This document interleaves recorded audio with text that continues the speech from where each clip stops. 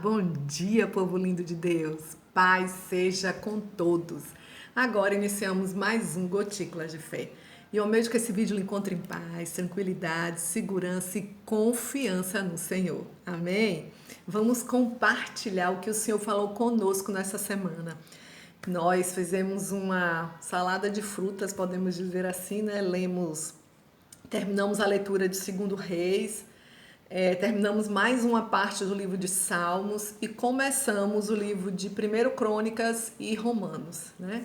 Vamos ver o que o Senhor falou conosco, amém? Nós começamos a leitura no domingo, dia 26, onde nós lemos 2 Reis 17, falando do reinado de Osés, que foi o último rei de Israel, que é castigado com o exílio e o repovoamento de Samaria. Lemos também o Salmo 102, que mostra a oração de um aflito se derramando na presença do Senhor. No dia 27, segunda-feira, nós lemos 2 Reis 18 e 19, que nos mostra o reinado de Ezequias em Judá, a ameaça de Senaqueribe a Jerusalém, a predição da libertação de Jerusalém, a oração de Ezequias e a profecia de Isaías sobre a queda de Senaqueribe. E aí a gente pode ver a oração de Ezequias, né, poderosa, né, como Deus verdadeiramente responde àqueles que se prostram a Ele, que buscam a Ele. Nós lemos também Salmo 103, que é um salmo de Davi falando sobre a misericórdia de Deus. No dia 28, terça-feira, nós lemos 2 Reis 20 e 21, que nos fala sobre a doença de Ezequias, e como depois que ele orou, buscou a Deus, Deus usou Isaías novamente e reverteu essa doença. Os mensageiros da Babilônia e os reinados de Manassés e Amon em Judá. Lemos também o Salmo 104, que nos mostra que é um salmo de louvor ao nosso Deus, ao Deus Criador, Criador de todas as coisas, da terra, de tudo que nela há. No dia 29, nós lemos 2 Reis 22 e 23, que nos mostra que o livro da lei foi encontrado e lido, e aí Josias, o novo rei, ele renova a aliança com Deus. Nos mostra também os reinados de Jeoacás e Jeoaquim em Judá. Lemos também o Salmo 105, que nos fala das maravilhosas obras do Senhor a favor de Israel. No dia 30, na quinta-feira, nós terminamos o livro de Reis, né? Lemos 2 Reis 24 e 25, que nos mostra os reinados de Jeoaquim, de Joaquim e de Zedequias em Judá, nos fala sobre a queda de Jerusalém e a libertação de Joaquim. E aí se encerra o livro de 2 Reis. E lemos o Salmo 106, que nos fala, né, da graça de Deus e da ingratidão de Israel. E aí nós encerramos mais essa parte de Salmos.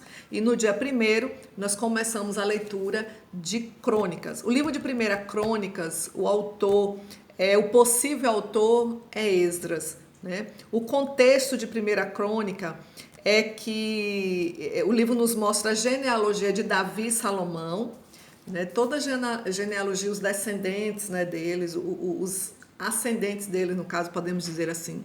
A instituição do reino de Davi, depois da morte de Saul, né, o seu reinado do início até a sua morte, e nos mostra a fidelidade de Deus ao seu povo. E aí nós podemos ver que Deus é fiel, e como ele foi no passado, ele é no presente, será no futuro, porque a palavra nos diz em Hebreus que o nosso Deus é o Deus de ontem, hoje e eternamente. Bom, os capítulos 1, 2 e 3, que foi o que nós lemos no dia 1º, nos mostra a descendência de Adão, os descendentes dos filhos de Noé, de Sem, de Abraão, de Esaú, os reis e os chefes de Edom, os filhos de Israel, os descendentes de Judá, os filhos de Davi, os reis de Judá e a linhagem real após o exílio e os descendentes de Salomão. Você talvez possa perguntar por que, né, falar tanto sobre a genealogia, sobre o passado. Acho que é porque aí Deus estava nos mostrando a genealogia de Davi, de Salomão, e também nos mostra de onde nós viemos, porque quando nós aceitamos a Jesus, nós passamos a fazer parte da família dele, e esse povo, né, uma boa parte desse povo fazia parte, era um povo escolhido de Deus. Muitos falharam, muitos pecaram, como nós, como cada um de nós, mas fazia parte da linhagem de Jesus. E aí ele começa a mostrar toda a genealogia de Adão até chegar a Davi e Salomão. Bom, nós lemos também, começamos a leitura de Romanos. O autor é Paulo, né? E nós podemos ver no livro de Romanos que esse livro nos ensina muitas verdades básicas do cristianismo sobre o ser verdadeiramente cristão, né? Que a salvação vem pela graça, por meio da fé, que nós não merecemos o amor de Deus, mas nós podemos recebê-lo como um presente dele, né? Dado a nós, né? Que todos nós somos pecadores e que nós carecemos, necessitamos, precisamos da graça de Deus, da misericórdia dele, que nada pode nos separar do amor de Deus, e também nos mostra sobre o plano de salvação que ele tem para as nossas vidas, que é para todos que o aceitam como Senhor e Salvador de suas vidas. E nós podemos perceber no livro de Romanos, né, capítulo 1, que Paulo, ele começa a falar para os romanos, explicando a eles, como eu falei, o início dele, de tudo, explicando a eles sobre essas verdades, né? Sobre essas verdades do cristianismo, nos mostrando que nós devemos viver pela fé, que nós devemos ser obedientes pela fé, porque somente a nossa obediência que irá nos trazer conquistas, vitórias, né? Somente através da nossa obediência. Nós já aprendemos sobre isso, que os desobedientes, a eles vem podemos dizer assim, a consequência dos seus pecados, né? Que nós devemos ser obedientes ao Senhor. E aqui também nos mostra no capítulo 1, Paulo, que ele anseia visitar a igreja de Roma, ele fala isso, e é nessa hora que ele diz que nós devemos viver pela fé, né? E o capítulo 1 também nos mostra a ira de Deus contra a humanidade. Bom, no dia 2, ontem, nós lemos 1 Crônicas 4, 5, 6, que continua discorrendo sobre a genealogia, né? Os descendentes de Judá, de Simeão, de Rúben, de Gade, da metade da tribo de Manassés, de Levi, e aí nos mostra os músicos do templo e as cidades desses levitas. E lemos Romanos 2, que nos mostra o justo juízo de Deus, os judeus e a lei e o verdadeiro israelita, que ele fala, né?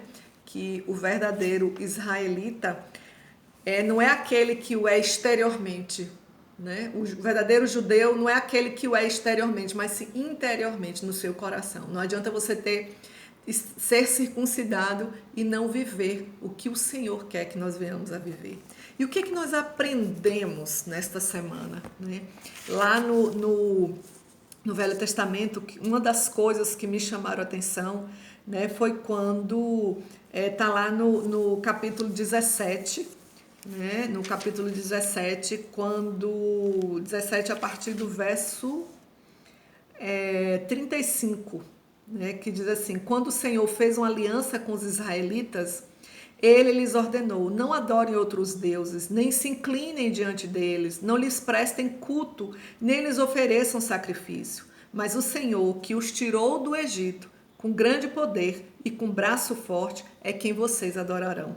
Diante dele, vocês se inclinarão e lhe oferecerão sacrifício. Vocês sempre tomarão cuidado de obedecer aos decretos, às ordenanças, às leis e aos mandamentos que lhes prescreveu. Não adorem outros deuses, não esqueçam a aliança que fiz com vocês, e não adorem outros deuses, antes adorem o Senhor, o seu Deus. Ele os livrará das mãos de todos os seus inimigos. E continua no 40, contudo eles não lhe deram atenção, mas continuaram em suas antigas práticas. Aqui foi justamente quando Deus baniu o povo dele, né, de Israel, foi castigado com o Egito, e depois de um tempo que veio o repovoamento de Samaria. Por quê? Porque Deus tinha dado essa ordem deles não adorarem outros deuses. Nós não devemos adorar imagens ou deuses feitos por mãos humanas que não ouvem, não falam, não andam. Nós devemos adorar, e aqui ele diz somente a Deus. Ele diz: não esqueçam a aliança que eu fiz com vocês. Ele fala repetidas vezes: não adorem outros deuses. porque o Senhor que te tirou, né, do Egito com grande poder e braço forte. E quando nós falamos Egito, nós falamos de pecado. É o Senhor que nos tira do pecado, é Ele que nos tira, Ele nos resgata. Ele resgatou aquele povo no passado e nos resgata hoje. Quando nós passamos a aceitar o Senhor como Senhor e Salvador das nossas vidas, nós somos obedientes a Ele pela fé, porque não vivemos, não vivenciamos tudo aquilo, não vemos com os nossos próprios olhos tudo aquilo que aconteceu, mas nós cremos nele como Senhor e Salvador das nossas vidas. O sangue dele nos purifica de todo o pecado, ele nos arranca do Egito. O Egito quer dizer da escravidão, do pecado, e nós podemos viver com Ele até a eternidade, claro, buscando nos santificar dia após dia.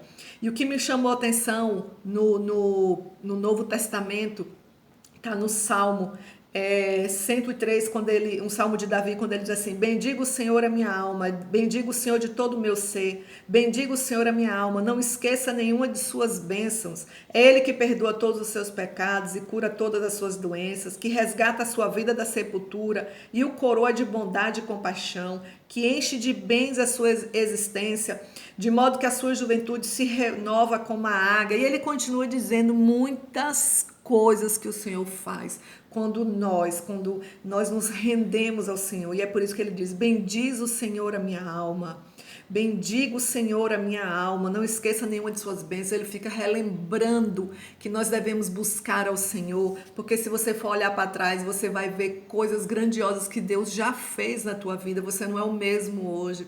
E você pode não ser o mesmo amanhã, contanto que você plante hoje o que você quer colher amanhã.